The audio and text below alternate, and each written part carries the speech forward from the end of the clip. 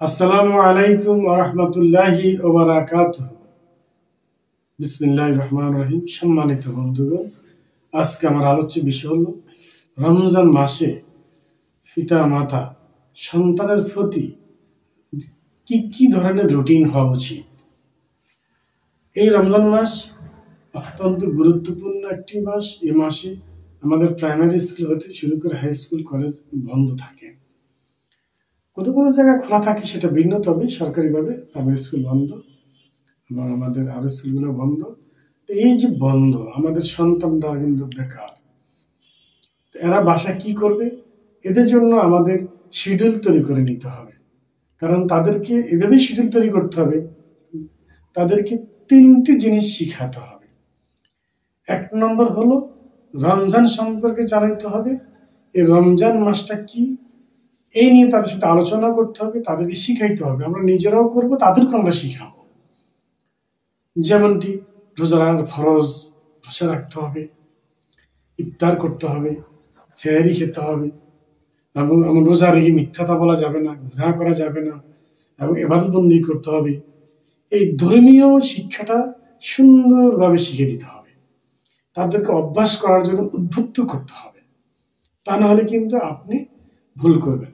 এই জন্য ভুল করবেন, আপনি চলে যাবেন, আপনার সন্তানরা আপনার জন্য দোয়া করবেন, আপনি মৃত্যুর পরে দোয়া করবেন, দোয়া শিখবে না। এখন আপনি শিখিয়ে দিলে তারা শিখবে যে পিতা মাতার জন্য দোয়া করতে হয়। আপনার সন্তানদেরকে সামনে নিয়ে ইফতারের সময় অথবা অবসর সময় পড়ার টেবিলে, খাওয়ার টেবিলে তাদেরকে বলবেন পিতা মাতার জন্য দোয়া করতে হয়। আপনি বাবা মার জন্য করবেন, রাব্বির হামহুমা কামা রাব্বায়ানি সগীরা। তো এই দোয়াটা যদি আপনি পড়েন, তাহলে সে বলে এটা কিসের দোয়া, তো বুঝে যাবে। আপনার আমলটাই আপনার সন্তানরা করবে, ফলো করবে। আপনার বিয়োগান্তে, আপনার অনুপস্থিতিতে, দুনিয়া ছেড়ে যাওয়ার পর তারা আপনার জন্য দোয়া করবে।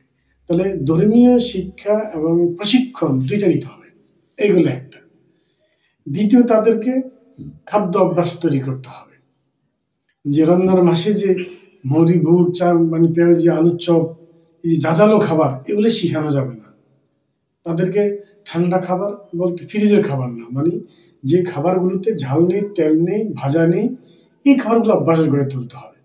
যদি এখন আপনি এই অভ্যাস না করেন, তারাও সারা জীবন এটা খেয়ে অভ্যস্ত হয়ে থাকবে যে পিতা মাতা পূর্বপুরুষেরা এটা খেয়েছে, আমরাও খাই। কিন্তু দিন দিন যত খাবার আসতেছে, ফাস্টফুড, ভাজা পড়া ভেজাল, তেল ভেজাল, তেল তৈরি করা যায় বর্তমানে, কেমিক্যাল দিয়ে তেল তৈরি করা যায়।